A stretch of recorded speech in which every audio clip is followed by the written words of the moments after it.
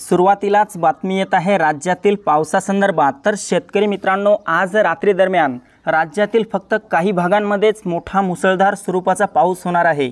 बाकी ठिकाणचा पाऊस आज रात्रीला उघडलेला पाहायला मिळेल। पावसाचा जोर आता कमी होत जाणार आहे।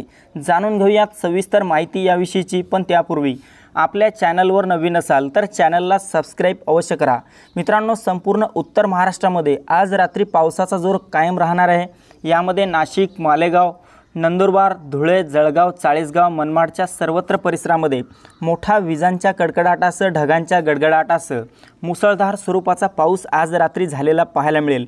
कोकणात देखील मुंबई, ठाणे, पालघर, रत्नागिरी, रायगड, सिंधुदुर्ग, राजापूर, सावंतवाडी, कल्याण, डोंबिवली, वसई विरारच्या परिसरामध्ये आज रात्री आणि उद्या देखील मोठा पाऊस होऊ शकतो, असा इशारा नुकताच हवामान खात्याने वर्तवला आहे।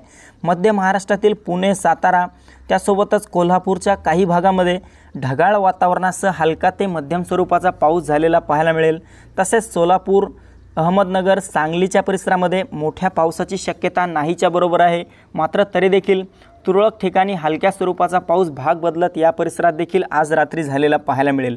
इकडे मराठवाड्यात पहिलेचता मराठवाड्यातील छत्रपती संभाजीनगर तसेच जालन्याच्या परिसरामध्ये मोठ्या पावसाचा इशारा देण्यात आला आहे। मात्र बीड, लातूर, धाराशिव, नांदेड, हिंगोली, परभणीच्या परिसरामध्ये पावसाचा जोर कमी झालेला पाहायला मिळेल।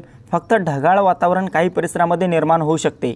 मित्रांनो, विदर्भात पहिलेचता विदर्भातील अकोला, अमरावती, नागपूर, चंद्रपूर, गडचिरोली, गोंदिया, भंडारा, यवतमाळ, वर्धा, वाशिम, बुलढाणा एकंदरीत सर्वच विदर्भातील आता पावसाचा जोर कमी झालेला पाहायला मिळेल।